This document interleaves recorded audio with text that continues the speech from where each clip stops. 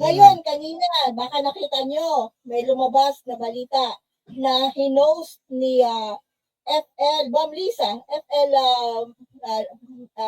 First Lady Lisa Marcos, hinost po niya sa bahay, sa Malacanang, sa bahay Pangulo, ng isang lunch, si Chris Aquino. Oo, nakita ko yan. Nakita nyo to, kanina lang po ito lunch. Pinost po, alam po natin na history, ang political history ng mga pamilya Aquino at Marcos, di ba? At sa mga hindi po nakakaalam, kamag-anak po sa relative po ni First Lady Lisa, si Aquino. Chris. Yes.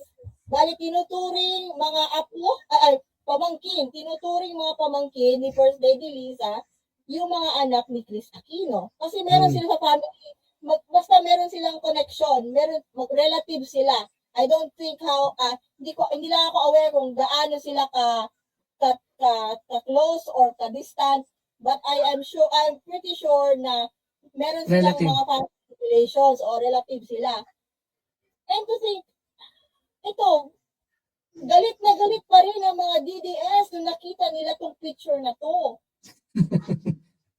Hindi naman sila kasali sa picture na yan. Bakit ba galit na galit sila? Wala namang DDS dyan sa... Hindi,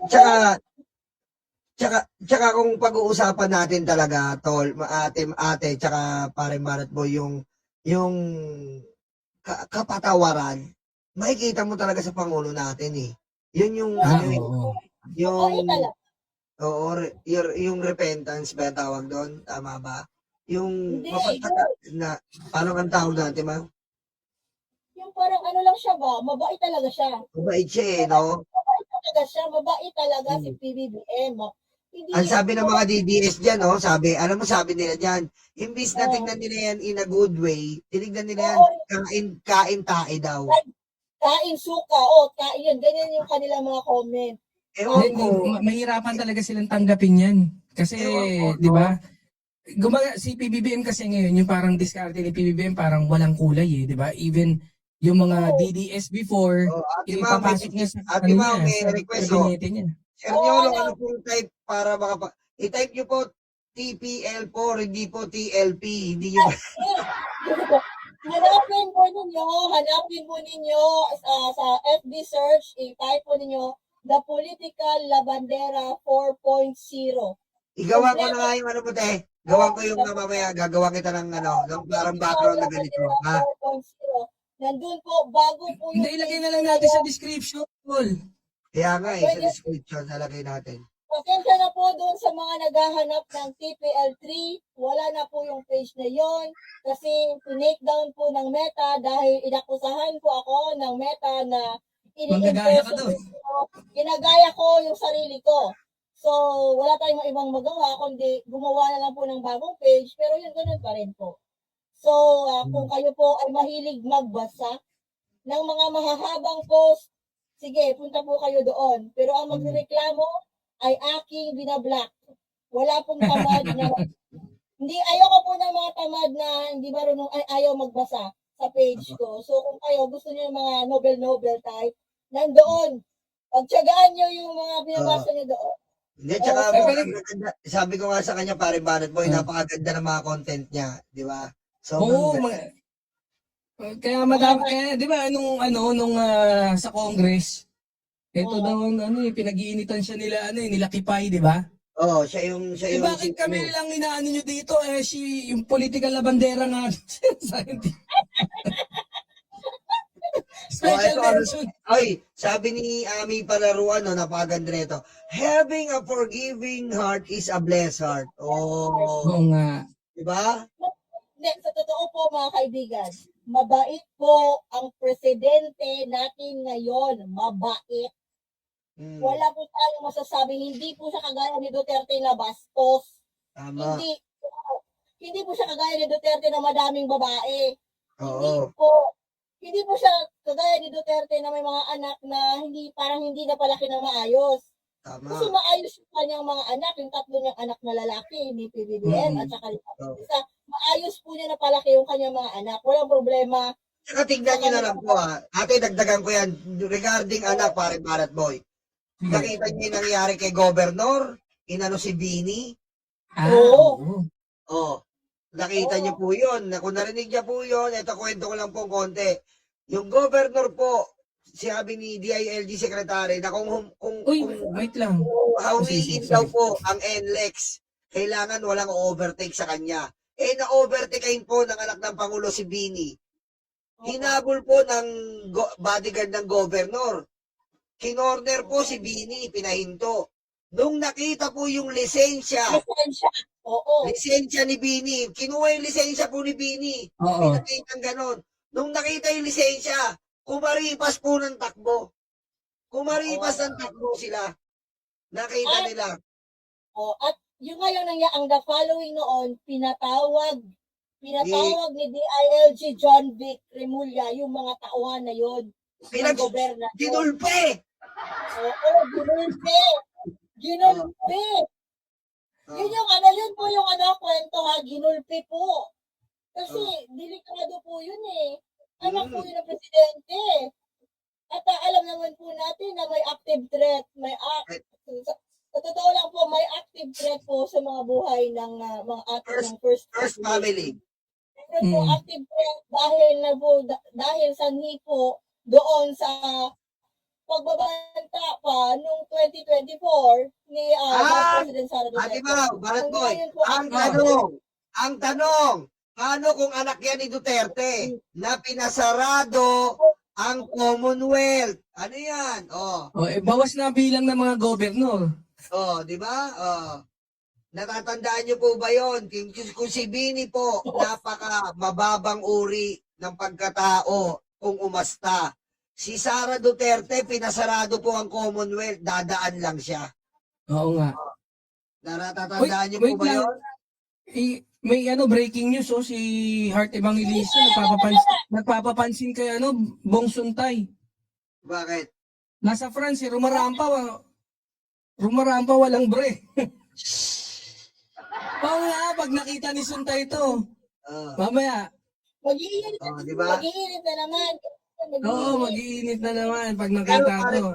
Di ba? Yun nga yung ibig sabihin natin. Nakita niyo po yung pagpapalaki ng ating Pangulo dito sa kanyang mga anak. At saka yung si Bini, tumira po yan sa bahay Ampunan.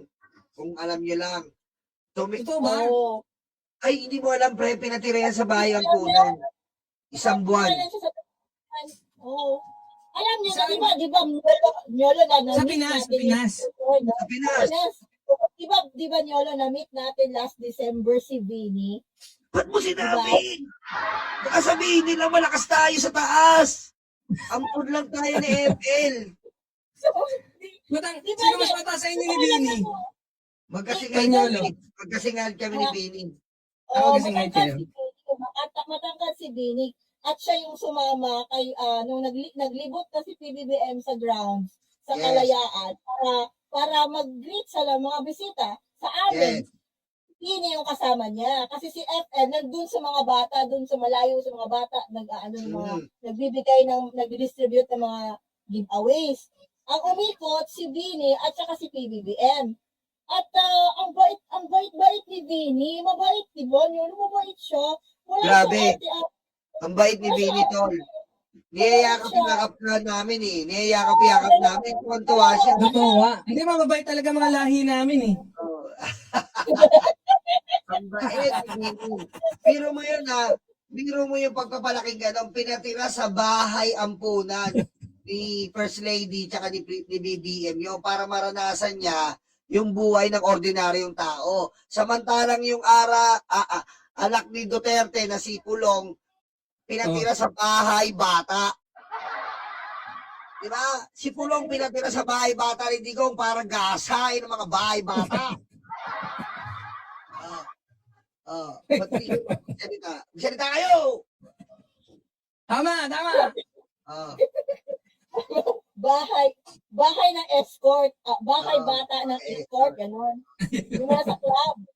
Yung mga nasa club ng nadala ng bugaw, ganon. Oo. Oo, tapos Kaya- tapos nagalit kung sinisingil na siya ng babayarin. Oo. Di ba maano mo siya pare Marat Boy, maano mo yung first family, kung makikita mo, kasi nga sabi ni Ate Mau, sinabi niya eh, pag pupunta kami sa Malacanang, nakikita namin sila, wala kang mararamdaman na ego. Yung parang may mararamdaman, hindi ka maano na, uy, presidente to. Parang ano approachable si BBM eh. Hindi, Approachable ako, yung ako first naman family. kasi nung 2022, syempre, si PBBM kandidato natin, di ba? And then, Oo. mahilig ako makipagdebate eh. No, lalo na sa mga Iskonians, kaya medyo kakilala natin sila yung mga Iskonians. Eh. Kaya naging kaibigan natin, pwera lang si Banat Bay eh. Ang ano kasi, ang lagi kong pinapanood yung mga vlog dati ni PBBM. No, talagang doon makikita mo kung gaano sila ka-close man na mga magpapamilya. Tapos kung gaano alam mo doon pa lang sa vlog nila napo-project nila kung ano yung mga ugali nila eh. Eh syempre matagal na yung pagba-vlog ni PBBM. Alam mo yun yung parang typical lang na pamilya din no na nagkukulitan tapos even though alam mo naman syempre sila yung yaman ng mga Marcos iba naman antes ng syempre kunyari may mga mayayaman na ang datingan mga may-ari ng mall iba nasa taas pa yung mga nasa taas pa yung mga Marcos. Ganun yung Si datingan ano, nila eh. Pero parang si ano lang sila, di ba? si PBBM yung pinakaunang presidente na vlogger. Vlogger po, PBBM. Totoo. Before po siya naging presidente, hinala siya naging presidente, meron na po siyang vlog.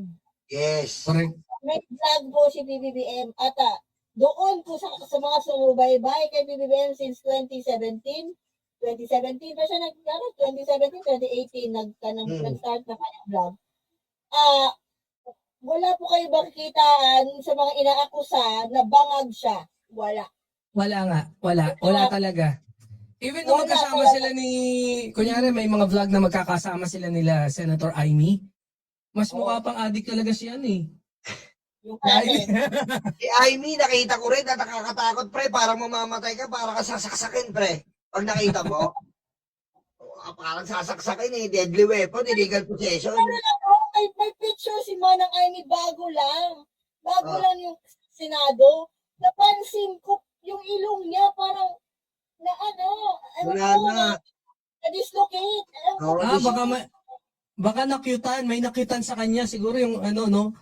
Cute mo napihit na gano'n no.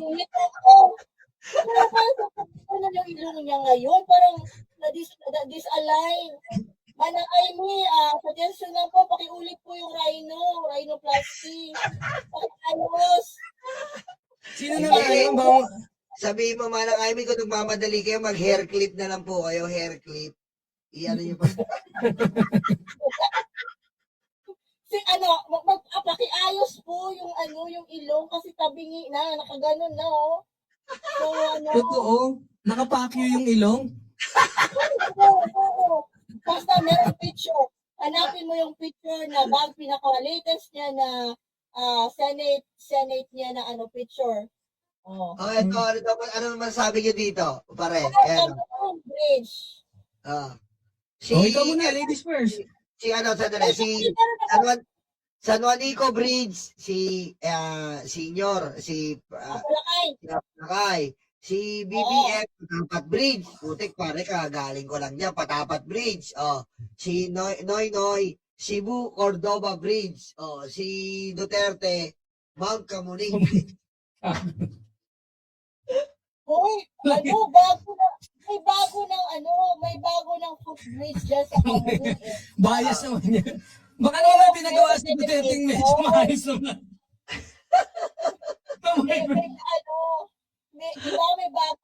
May bago ng bridge. Oo. Pero ang mga DDS, galit pa rin. Galit pa rin. Galit pa rin? Ano mo ang sabi, ayan lang ang achievement ng presidente nyo, ayan lang. Yes. Kaya nga, napakinggan ko si Libayan, sabi ni Libayan, yung Kamuning Bridge, yun na yung pinagmamalaking achievement ba yun? Sabi ko ba, hindi naman pinagmamalaki sinabi. Nagkataon lang na natapos sa tinapik. Tama. Hindi naman Walang pinagmamalaki. ano, walang appreciation. Wala talagang appreciation sa buto ng mga DDS. Wala. Pero nakakaawa sila, no? Kasi, syempre, di ba, tayo ngayon, nakikita natin yung ginagawa ni PBBM ng administrasyon na to. Maganda naman, di ba? Ako, Oo. kung tutusin, kontento naman ako eh. Although, meron sa mga, ano niya, sa mga, na pwede pa na hindi, sa mga, ano tawag dito, sa kanyang mga, sa SONA, yung mga sinabi sa SONA, na, although, inaano niya naman, happy naman ako. Ang nakakaawa, kasi, syempre, di ba, Pilipino ka rin eh. Sayang, no? Kasama ka sana namin nag-appreciate ng mga gawa ni PBBM kasi madami naman talagang ginawa si PBBM. Naku, ano mo, yung mga nakakausap ko nga na mga ibang ibang kulay, nagugulat sila sa mga achievements ng ating Pangulo na hindi nga nila inaakala yun na magagawa ng Pangulo. Na ang sinusuportahan nga ng Pangulo ay mga idea ng mga ibang kulay katulad ng anti-dynasty. Pero mo yung mga hindi sa partido ng Pangulo nagmula yan, kay Larissa Ontiveros yan. Yung kadena, kay Labam. Yan yung mga masasabi natin ng Pangulo dahil ang gusto lang talaga ng Pangulo ay Speaking pagandahin of kadena, ano na nga ang kadena, Tol? Ano na nga ibig sabihin ng kadena? na yung kadena yan, ibig Yung sabihin bill? yan, yung bill na yan, yung bawat proyekto ng pamahalaan ay mamomonitor mo na sa iyong cellphone. At Correct. any given moment na may paggalaw dyan, na may pag-amyenda, na may That's pagdagdag, pagbawas, makikita mo yan. Kumbaga may record. May record.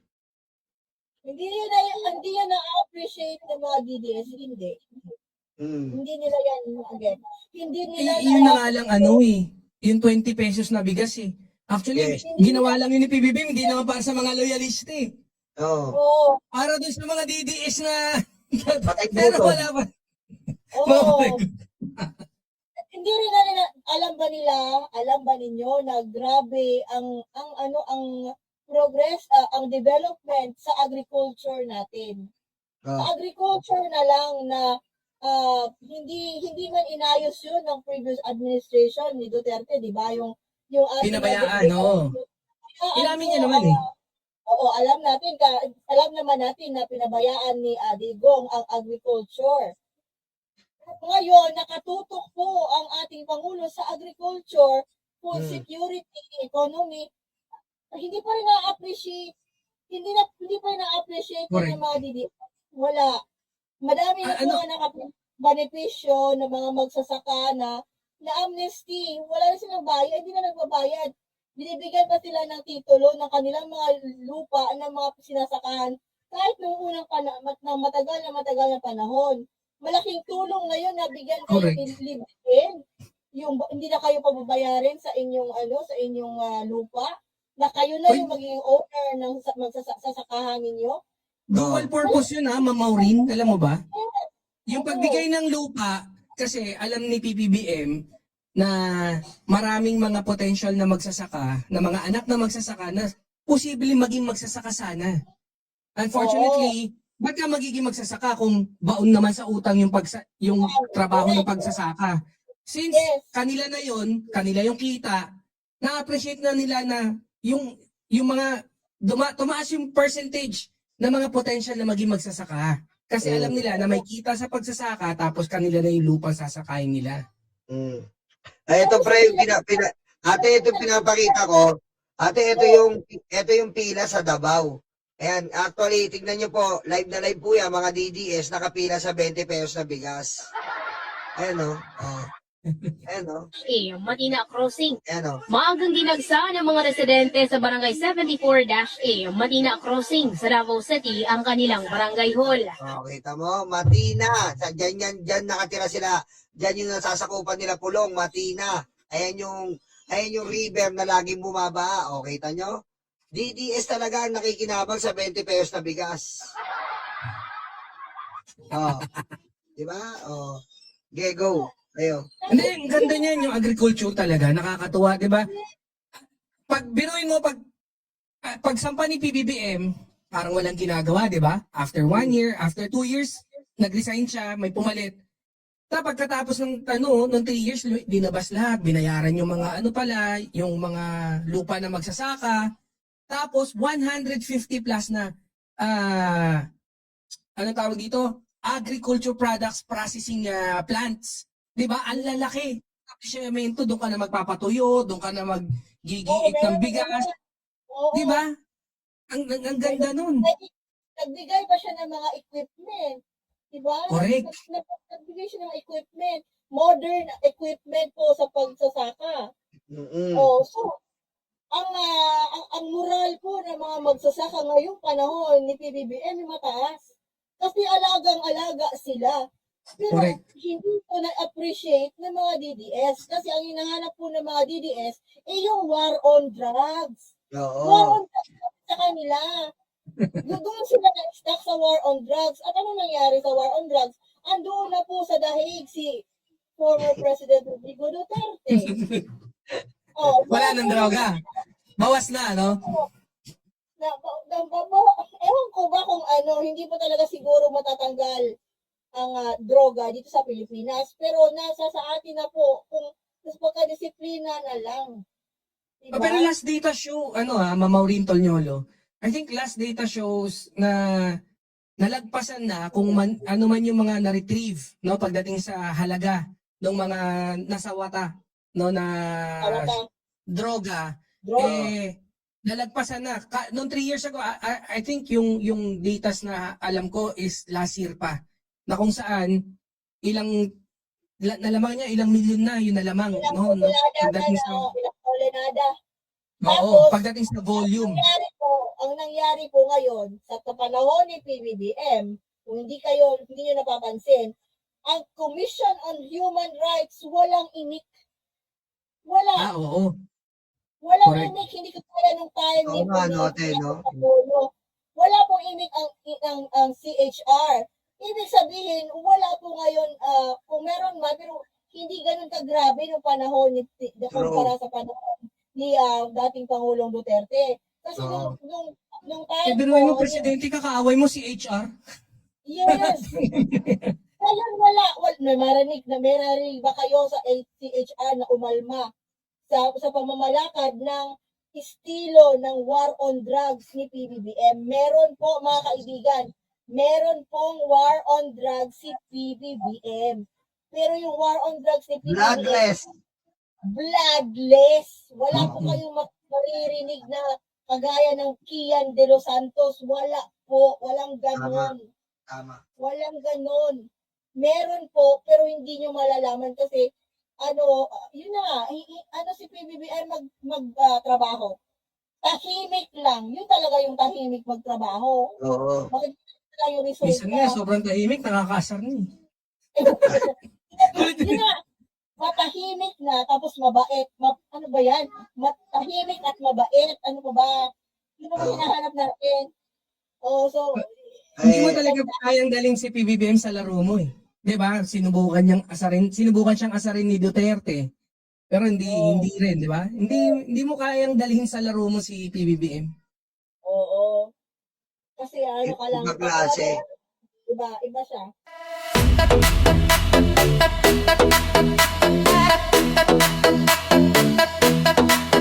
Takot na ang mga aso, dumarating ang mga kaso. Sila ay sinusundo na, dadalhin sa tatay nila. Aray waranto, takbo na bato, takbo na bato, takbo na bato. Aray waranto, bakit na bongo, bakit na bongo, bakit na bongo. Aray waranto, takbo na bato, takbo na bato, takbo na bato. Aray waranto, bakit na bongo, bakit na bongo, bakit na bongo.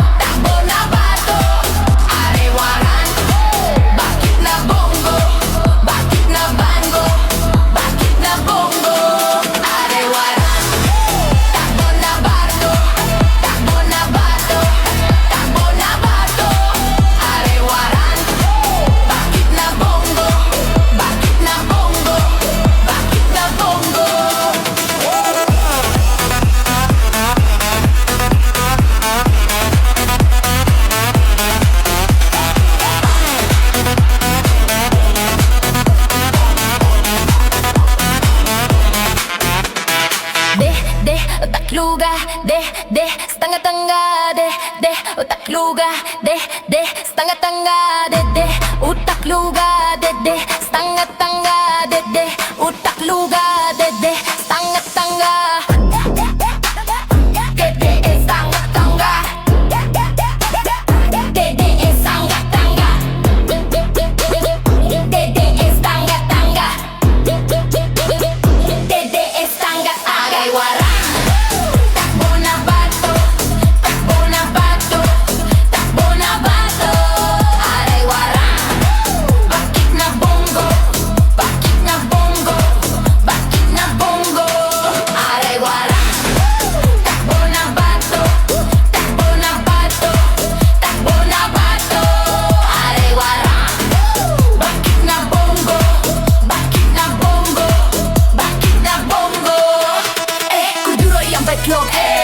Tatay yung karton, kuduro yung betlog, tatay yung karton, kuduro yung betlog, tatay yung karton, kuduro yung betlog, tatay yung karton.